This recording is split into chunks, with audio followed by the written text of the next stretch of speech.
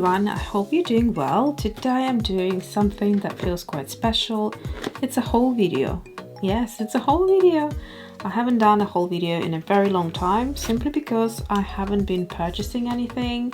And these items that I have purchased, some of them are actually not refills, but basically things that I have used up. There's also a bunch of pencils that I don't have the color of, so it's like a group of greens, I think, for the landscape illustrations that I have recently discovered. And then also I think there's going to be pencils, watercolors, and also an acrylic paint.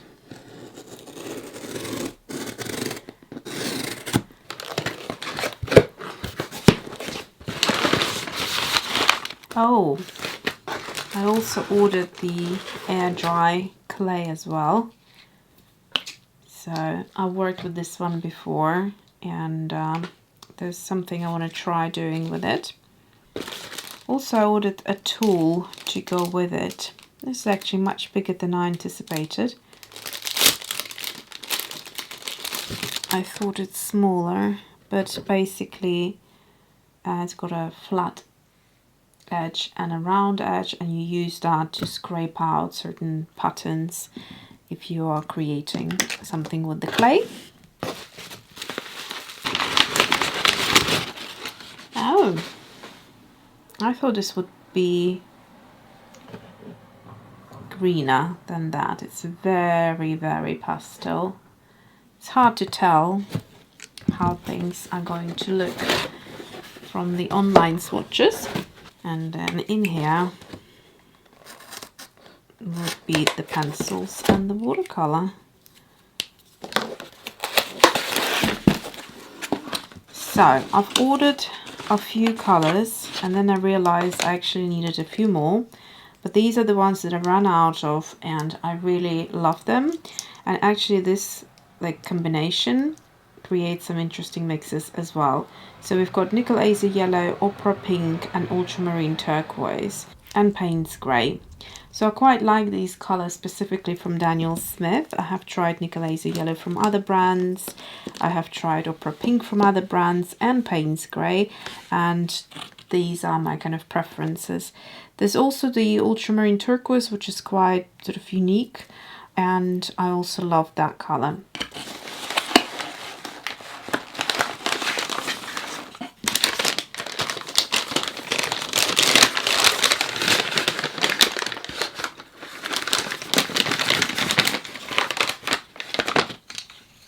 So like I said before, I needed greens. Now all these pencils, I don't have them, but some of them I do have in their watercolor pencils, which is the Museum Aquarelle by Caran. And here's an example for the beryl green. And then the beryl green is this one, I think. So I'm going to swatch them out in the comparison as well for you to see what the difference is. And I've got a couple of pencils. So I really am enjoying the landscape. I'll just show you quickly the landscape illustrations here. And I needed some more greens from the Luminance pencils, and I just realized I literally didn't have almost any. I'll show you the greens that I do have. So the only greens, I guess maybe this one could count as a green. So these are the greens I have, which is the green ochre, olive yellow, middle verdigris, spring green, and cobalt green. So these are my greens, and then really I didn't have any of the darker greens or kind of more your typical greens like the grass green. So I'll swatch them all out, and I'll also swatch the watercolors as well. I've got all of them squeezed out in my palette, so I won't open the tubes for them just yet, so I'll use it from the palette. Also, by the way, this is like new. I have just finished putting this palette together, and I will share this palette with you. This is going to be my landscape illustration palette. So as you will find out, there's only greens, a couple of blues, but predominantly it's sort of oranges and pinks and greens, and there's, you know, some grays and one metallic, but there aren't really yellows or like your typical blues. So these are kind of the colors that I really enjoy painting with, within the color palette that I like to use within the oh, it's been a long day, within the landscapes. Okay, let's swatch them out. I have pulled out another color here, which I had in mind when ordering this one, and I wanted to see how different it would be. And so we'll compare that. It's the Parchment from Liquitex, which I really love using. This is Flashe, and Verdigris is the name. So I think this is like a French type of paint. This is 125 mils versus the 59, and you pay like very similar price. I think this cost me £12 something, I think, and I believe Liquitex costs a similar price, but you obviously get like so much more in here. You get twice as much, pretty much, just a little bit more than twice as much. So the other thing is it's not in a tube. So what I find a little bit off-putting is not that it comes from a jar, as in the usage of it. So I'd kind of have to use a spatula. Oh my gosh, that was, oh, quite liquid this is. Okay, so I'll give it a go, and you can see there's a lot of space that could have been filled, or they could have come up with like smaller jars. I would have preferred them to be like taller and more narrow, because they are taking up so much space. And I, for example, if I really like this and I wanted to get 5 or 10 colors, they're just, you know, take up a lot of space. And the way I keep things is usually in like a bigger type of jar or something, and I just stick my tubes in there and kind of keep it that way. But with these, that just wouldn't go with the layout of my studio. So that's the only problem. Okay, so I'll do the acrylics probably last. I want to start with pencils. I'm really excited about these colors, and so let's start with the lemon yellow. So that's a lovely color here, and the color that I could compare it to, let's see, I've got a spring green. No, that wouldn't work. What's this? This is lemon yellow, and I believe it's more yellow, but we'll see in a minute. And also I've got a Luminous Lemon by Holbein. So let's just do a little comparison. So yeah, you can see this is more warm toned.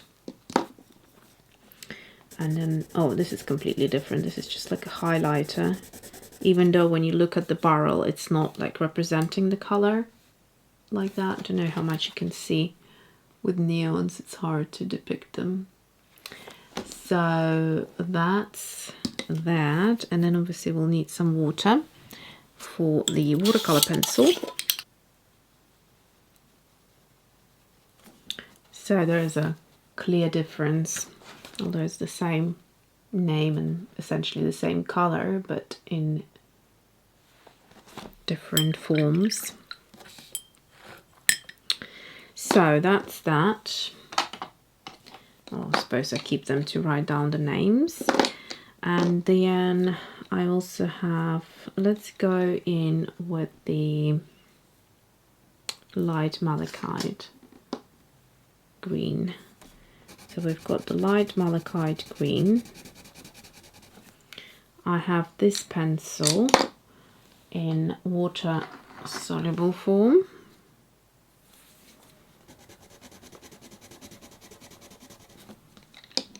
and I don't really have a similar, like identical color or very similar color. So once you add water, this becomes very milky. But when they're in dry form, I'd say that the Museum Aquarelle is slightly darker than the pencil. So let's carry on with, got beryl green. We've got beryl green here. So we've got the malachite green now. That's a really beautiful color. And then let's do these two. So we've got the beryl green. Also another gorgeous color. I can see these sort of colors in the peacock feathers. And then we've got the beryl green in the watercolor pencil. When they're dry, they're pretty much almost identical. But then when you add a little bit of water, you get some magic. And then let's carry on with swatching these. So I've got a moss green, and then I have got grass green. So let's check grass green. Spring green, but I don't have grass green. No. Okay, and then we've got dark English green. So I was quite curious about this color. Why is it called dark English? It feels a little bit drier compared to the other Luminance, but also very beautiful color. And then finally the deepest and very, very creamy. I'd compare this to the dark indigo in creaminess and intensity, just with the green. So this is dark sap green. I do have dark sap green, and it's actually one of my favorite colors from their watercolor line. It's quite beautiful. So there you go. I'm really happy with my greens. They're exciting. They're not boring in any way. I'm just going to title them quickly and come back. So for those of you who like to have a little, like a comparison to colors, because I know if you love painting landscapes, you want to have as many green options as you can. And so I've got some which I picked out from my Derwent Lightfast pencils. So first of all, I want to show you turquoise green. So let's see, just swatching it right next to it, how comparable it is. So I'd say this one is a slightly muted and this one is more kind of pure, and both pencils are beautiful. Don't expect any preferences here from me because I do love all of the colors. Another color here which I have is a grass green, and it's actually also called grass green in the Derwent Lightfast as well. So this one is slightly more warm toned, just a tiny bit warmer than that one, but very similar. Then another color which I'm not sure, but let's swatch it out, olive earth. So no, so this one doesn't have enough green in there, so it's quite far off.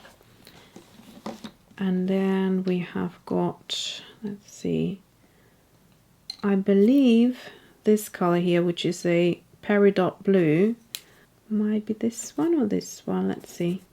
No, so it's actually quite far off as well. If anything, it probably would be the closest to beryl green, but if I swatch it out next to it, it's actually quite comparable, but I would say that this one has kind of more transparency to it. This one is more opaque, like more creamier, and on the camera this one looks significantly darker. In real life it is visibly darker, just not as much as on the camera. So that's that one. And then we have got a couple of other colors which I'm not sure which one would fit which color, but let's just swatch them out anyway. So there's this one here, another great green, which is a vivid green, but doesn't really compare anywhere here.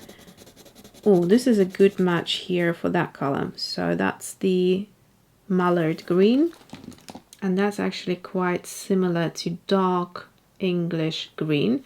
However, this one I'd say has a little bit more blue in there than this one.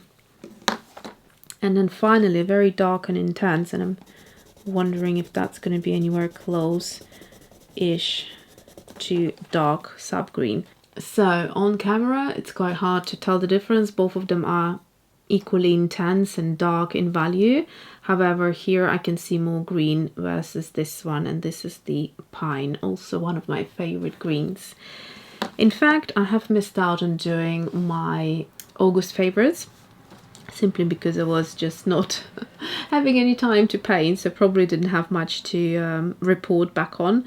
However, what I'm thinking of doing is actually giving you some fun videos where I'm going to showcase favorite groups of colors, so possibly like favorite green pencils or favorite watercolor pencils. So this is it for the portion of the pencils. I'm going to title these as well for your kind of later reference if you wish, and then we're going to move on to watercolors next. All right, so now let's go back to the watercolors, and we're going to do, so Nickel Acer Yellow I'll leave last because I don't have it in this palette, so I'll have to pull out a separate palette.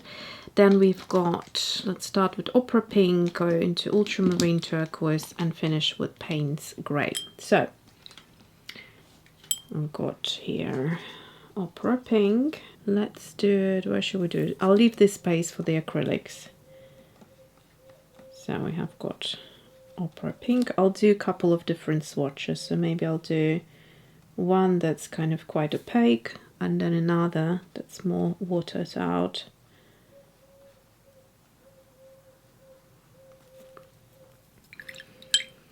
And then we have Ultramarine Turquoise. This is really beautiful, this color. So as you can see, it's kind of, I'd say, in between dark English green and malachite green.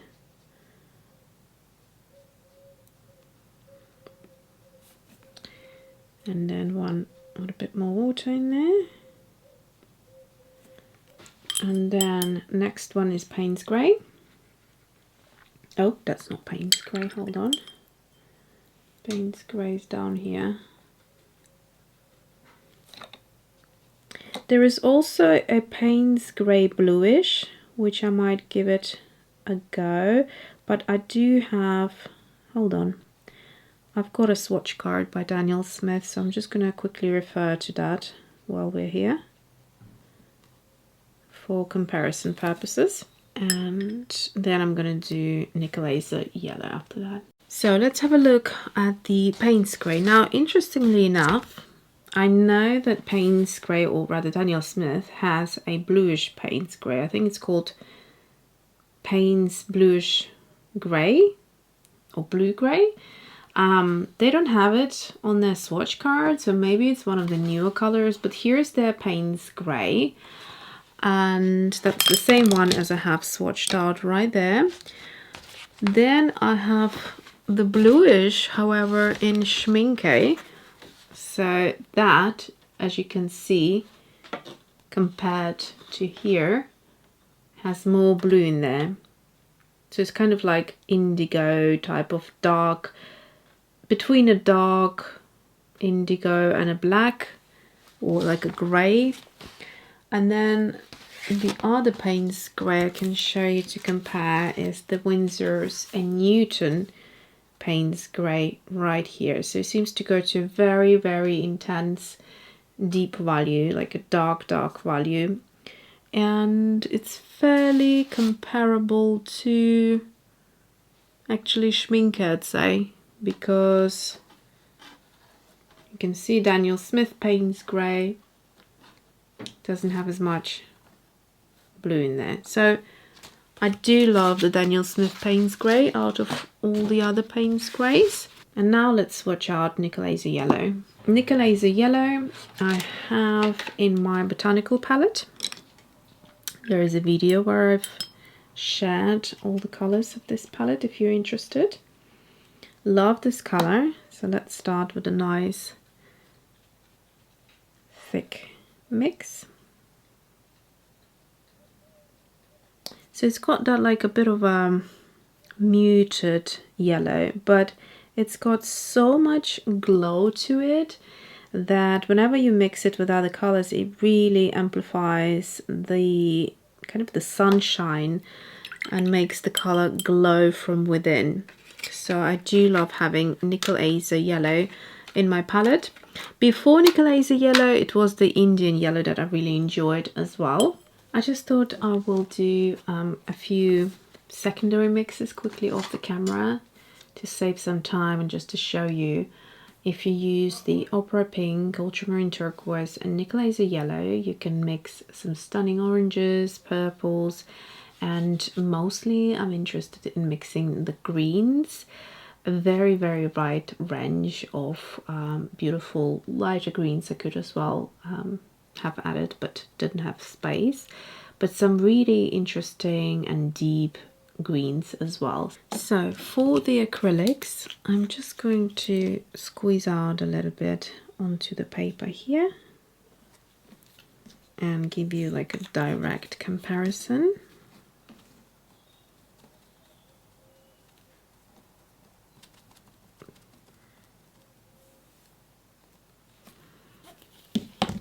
And then let's go with this one. Oh, I see. Actually, I love this color. Now, side by side, it's gorgeous. Look, it's more green. So Parchment describes this color very, very well. Thickness, I find it doesn't feel as heavy body does. So it's got more kind of fluidity to it, which is harder to create this beautiful texture that I'm used to. So the texture that I'm getting here is a lot softer. That's the only thing about it. But color wise, it is beautiful. So if I wanted to create like a smooth lay of this color, this would be good, but for texture it's not great. And like if you look at the label, it's kind of like more similar to that color than this, but yeah, they're quite different. So let's have a closer look, and we'll also see or have a better look at the final swatch here, because at the moment it's still drying, but there's some really interesting almost pigment separation happening, and that is due to ultramarine turquoise, which will create loads of lovely granulation and pigment separation in some of your mixes if you use it as a mixing color. And it's also not a flat color as well, so you do get a little bit of it in the actual color, especially if you use some water in there. I think I used this color in the illustration. Yes, so right here, hopefully you can see there's some beautiful blue that kind of comes through in some of the areas if you just add a bit of water and create some blossoms. So let's look at this. So you can take a screenshot if you would like, or you can pause and take a note of these colors. And all of these are dry now, so they're exactly what they look like. And then in here, hopefully I can show you this color right there.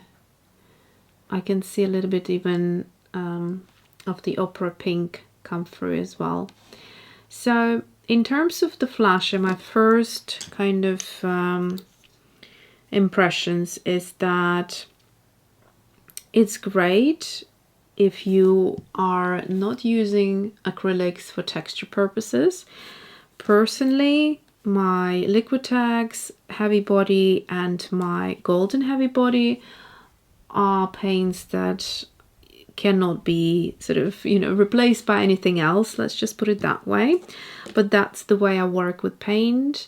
And if I wanted like a flat look, I'd probably use gouache for it, or something like that, or maybe, you know, like acrylic inks. But for me, heavy body acrylics or acrylic paint automatically is there for creating texture. So it is a little bit disappointing that the texture is a lot softer and kind of less impressive in here. I mean, obviously it doesn't say that it's heavy body, it just says it's extra fine, emulsion vinylique, whatever that means, that's in French. And then I guess the brand is Lafranc Bourgeois, Paris. The color name is Verdigris. Verdigris is the one that I have in the pencil, and it is middle verdigris in Luminance. So let me just actually, why not, since we're here. If you're looking for a paint, acrylic paint to match this pencil color or vice versa, this is it. So I hope you enjoyed my little haul, and I'm super looking forward to be using those new greens. They have really been missing in that pencil collection that I have. So I completely forgot to say that the reason I wanted to try this flashe is because it's been sort of hyped up here on YouTube, and I wanted to see for myself whether it's sort of worth the attention. So whenever it's kind of being mentioned, it's always mentioned not for its texture. It has never been mentioned for its texture, but for its kind of matteness, and that when it dries, apparently pencils layer over it very, very well compared to other acrylic paints that have more like a plasticky texture, and so the pencil doesn't go smoothly over it. So I thought, let's just give it a bit of a try once it dries fully. And then also I wanted to show this swatch again, because I realized it is kind of more visible in the mixing dish here, and you can see how beautifully separated it looks. So it's got all the pinks and the reds and everything, and that's basically what's in the swatch. And it's just not sure if it's as visible on the camera as it is in real life, but basically having an ultramarine turquoise in your palette, not just to use straight out of tube as it is gorgeous, but also in mixing, super useful color to have. So let me show you that these are completely dry now. Now this one has slight light reflection, and it has that kind of like a plasticky feel, but it has dried with all the lovely textures right here. And this one I ended up smoothing out with my Catalyst 01 Mini, but the flashe looks completely matte in comparison. It feels more like a textured paper where you feel that the pencil is going to grip onto it better. So let me take a pencil, and I'll go for a dark one, and let's see. So I'm just going to draw a line, and I can draw a line over here, but it looks a little bit lighter. So let's see how different that is. Right, so here it's completely the same color, and it does go on a lot more intense, and just like you would see the same on paper as well as the actual paint, here it's different. As you can see, it doesn't grip onto it as well. So if I wanted to do like a bigger swatch, I could do it and then have the texture show up, so that would be a lovely effect, for example. And then let's do the same here, and you can see that's completely different. I'm pressing exactly the same as I would, and then let's do on paper here. I'm going over these areas again, and you can see here there is no difference as it is on paper versus the paint, and here is a big difference and completely different effect as well. So personally I love both. that I can still see the texture here and kind of like layering it. It's just completely different, two different techniques, but this is quite impressive actually. So I may bite the bullet in the sense that not really happy with the packaging. It's so kind of clunky and big, but I do know that they also do tubes as well. So I might have a look into that and get like a smaller tubes, because I would imagine that still would be cheaper in comparison to the other paint brands like Golden or Liquitex. So that is it for today. I hope you learned a few things or saw some colors that you liked and want to add to your collection, or vice versa, some colors that you are considering that you are no longer interested and that helped you that way as well. So I will see you next time. Thank you for watching.